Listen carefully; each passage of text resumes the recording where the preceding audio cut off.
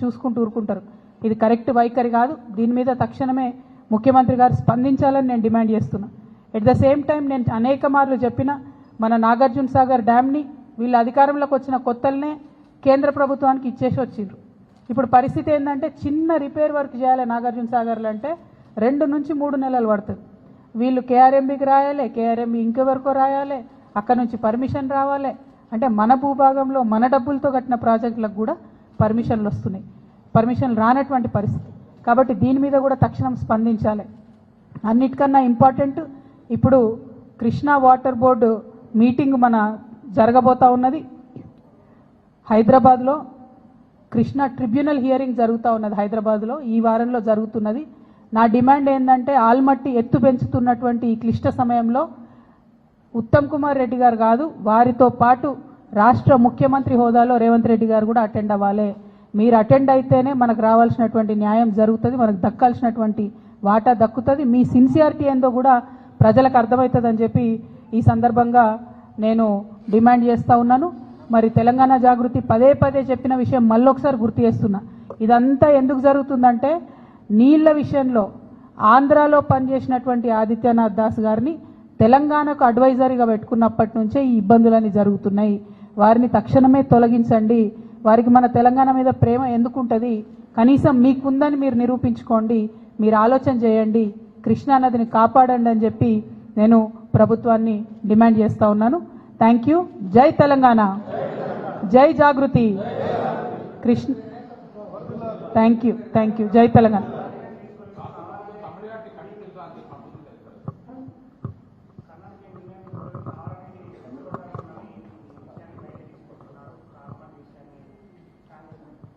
ఇప్పుడు Tummidihatti different issue, అది గోదావరి నది వాళ్ళు కట్టాలనుకుంటున్నారు. దాని మీద కూడా పలు రకాల అభిప్రాయాలు ఉన్నాయి. బట్ ఇవాళ ఇంపార్టెంట్ ఇష్యూ కృష్ణ. మీరు అన్నట్టు వాళ్ళు చెప్పకపోవడం ఏం లేదు. బాజాప్తా కర్ణాటకలో క్యాబినెట్ మీటింగ్ పెట్టి వాళ్ళు 70,000 కోట్లు ఫేజ్ వైజ్గా ఎట్లా రిలీజ్ చేస్తామని ఫండ్స్ కూడా వాళ్ళు రిలీజ్ చేయడం జరిగింది.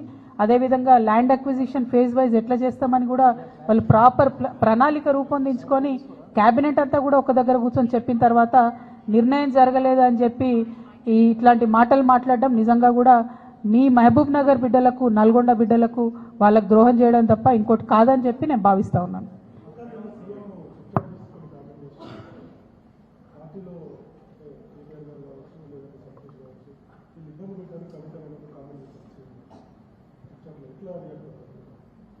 ఇప్పుడు సీఎం గారు ఏమన్నారన్నది నాకు తెలియదు, కానీ తెలంగాణ ప్రజలు అనుకుంటున్న విషయమే కదా అది. తెలంగాణ ప్రజలందరూ గమనిస్తున్న విషయమే.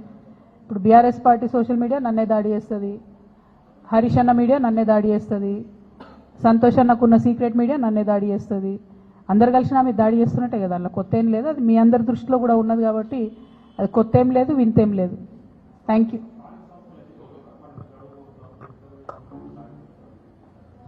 ఎక్కడ మాట్లాడిరండి? ఒక్కసారి కూడా కనీసం బీసీల మీటింగ్ రివ్యూ తీసుకోవడం లేదు సీఎం గారు. మేము పదే పదే కోరుతున్నాం. నిన్న కూడా మన తెలంగాణ జాగృతి నుండి కూడా మళ్ళీ చెప్పినాం మేము, మీరు కనుక తక్షణం నిర్ణయం తీసుకోకపోతే ఇక మంత్రుల ఇల్లు ముట్టడించుడు ఉంటుంది ఫస్ట్ ఫేజ్లో. ఇంకా కూడా నిర్ణయం తీసుకోకపోతే ముఖ్యమంత్రి గారి ఇల్లు కూడా ముట్టడించాల్సి వస్తుంది.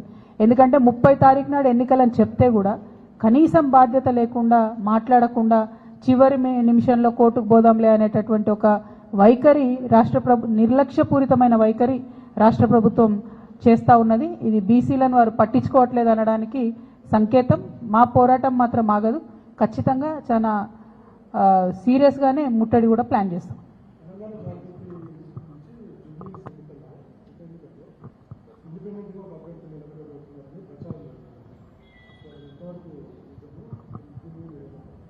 జై Telangana. Thank you, thank you.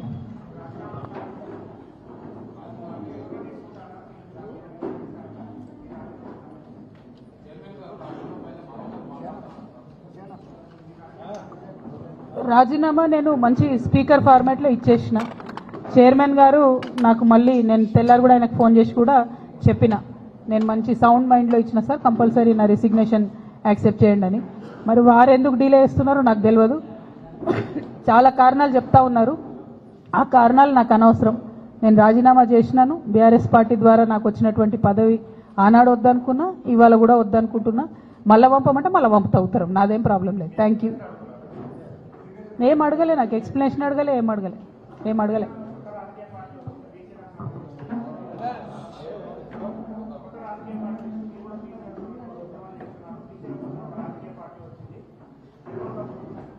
తప్పకుండా స్వాగతిస్తాం కదండి.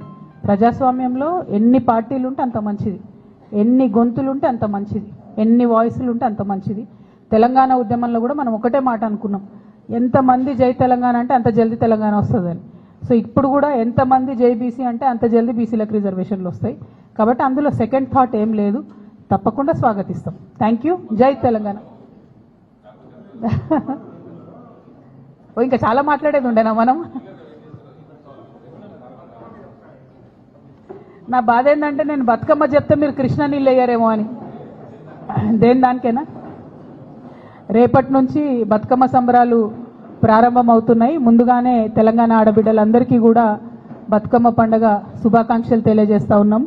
మరి ఎట్ ద సేమ్ టైం వచ్చినటువంటి ఆహ్వానాలన్నింటినీ కూడా పరిశీలన చేసి దాని ప్రకారం ఒక షెడ్యూల్ తయారు చేసుకోవడం జరిగింది. ఆ షెడ్యూల్ కూడా నిన్న మీ అందరికి కూడా రిలీజ్ చేయడం జరిగింది. అందులో భాగంగా మొదటి రోజు చింతమడకకి వెళ్తా ఉన్నాము. మరి అట్లానే తర్వాత కార్యక్రమాలన్నింటినీ కూడా మీకు చెప్పడం జరిగింది. అట్లానే ఎప్పుడు చేసినట్టే తెలంగాణ జాగృతి నుండి కూడా ఈసారి ఒక పాట కూడా మళ్ళీ చేస్తూ ఉన్నాము. దాన్ని మాటల తిరుపతి గారు సోదరుడు తను రాసిండ్రు, మంగ్లీ పాడుతున్నది. సో ఈరోజు ఈవినింగో రేపు మార్నింగో అది కూడా రిలీజ్ అవుతుంది. సో అట్లా ఎప్పుడు చేసినట్టు బతుకమ్మ సంబరాలు ఎక్కడ తగ్గకుండా చేయాలని అనుకున్నాం. పోయినసారి మీకు తెలుసు రాజకీయంగా క్లిష్ట పరిస్థితులలో పోయినసారి హాజరు కాలేనటువంటి పరిస్థితి ఉండే. ఈసారి అన్ని చోట్ల బతుకమ్మ చేసుకోగలగడం అన్నది చాలా సంతోషాన్ని ఇచ్చే విషయం. అయితే ఈ సందర్భంగా ముఖ్యమంత్రి గారిని నేను మళ్ళీ డిమాండ్ చేస్తున్నా, బతుకమ్మకు చీరలు ఇచ్చినారు ఇదివరకు, మీరు ఒకటి కాదు నేను 2 ఇస్తా అని చెప్పారు. 2 లేవు, 1 లేదు, ఎక్కడా లేదు. కాబట్టి బతుకమ్మకు మా ఆడబిడ్డలందరికీ చీరలు ఇవ్వాలని చెప్పి డిమాండ్ చేస్తూ ఉన్నాను. ఎట్ ద సేమ్ టైం దాన్ని ఆ చీరకు ఇంద్రమ్మ అని పేరు పెట్టకుండా బతుకమ్మ చీర అని ఉంచితేనే బెటరు. ప్రతి సందర్భంలో తెలంగాణ యొక్క అస్తిత్వాన్ని తుడిచేసేటటువంటి కుట్ర జరుగుతున్నది మీ ప్రభుత్వంలో. అట్లా కాకుండా బతుకమ్మకు మీరు చీర ఇస్తే బతుకమ్మ చీర పేరుతోనే ఇవ్వండి, లేదా ఏదైనా తెలంగాణ ఆడబిడ్డ పేరుతో ఇవ్వండి, అంతేగాని ఇంద్రమ్మ పేరుతో మాత్రం ఇవ్వద్దు. ఇప్పటికే కుట్రపూరితంగా ఈ ప్రభుత్వం తెలంగాణ తల్లి దగ్గర నుండి బతుకమ్మను దూరం చేసింది. ఇప్పుడు తెలంగాణ ఆడబిడ్డల దగ్గర నుంచి బతుకమ్మ చీరను దూరం చేసింది. ఇటువంటి పరిస్థితి రాకుండా శ్రద్ధ పెట్టి ఆడబిడ్డల పట్ల గౌరవాన్ని, మన పండగలు మన సంస్కృతి పట్ల గౌరవాన్ని పెంపొందించే కార్యక్రమాలు ప్రభుత్వం చేయాలని చెప్పి నేను డిమాండ్ చేస్తాను.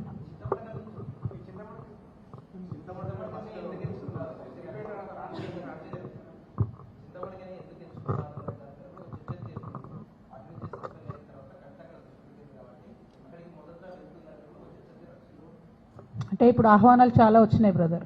సొంత ఊరు ఆహ్వానం అన్నది చాలా ఆత్మీయంగా ఉంటుంది, చాలా హృదయంగా ఉంటుంది, హృదయానికి దగ్గరగా ఉంటుంది. కాబట్టి ఆ ఆహ్వానాన్ని యాక్సెప్ట్ చేసినాం. పైగా వాళ్ళు పర్టికులర్గా ఎంగిల్పూల నాడే రమ్మన్నారు, అంటే మొదటి రోజే రమ్మని అడిగిండ్రు కాబట్టి అక్కడికి పోతున్నాం. ప్రత్యేకంగా రాజకీయపరమైనటువంటి ఇంపార్టెన్స్ మీరు ఎట్లా నేను వద్దన్న ఆపాదిస్తారు అని అట్లా నాకు తెలిసిన విషయమే. కాకపోతే నేను మాత్రం మా ఊరికి పోతున్నా.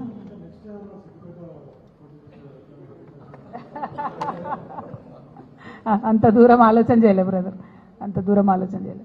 Thank you so much.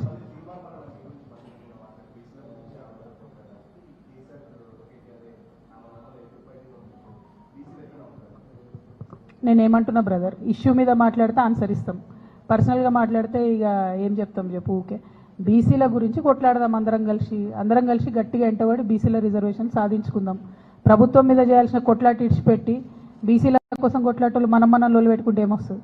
అందరం కలిసి ప్రభుత్వం మీద ఫైట్ చేయాలి, అందరం కలిసి లీగల్ ఫైట్ చేయాలి, స్ట్రీట్ ఫైట్ చేయాలి, అవసరమైన కాడ బీసీ రిజర్వేషన్ సాధించాలి.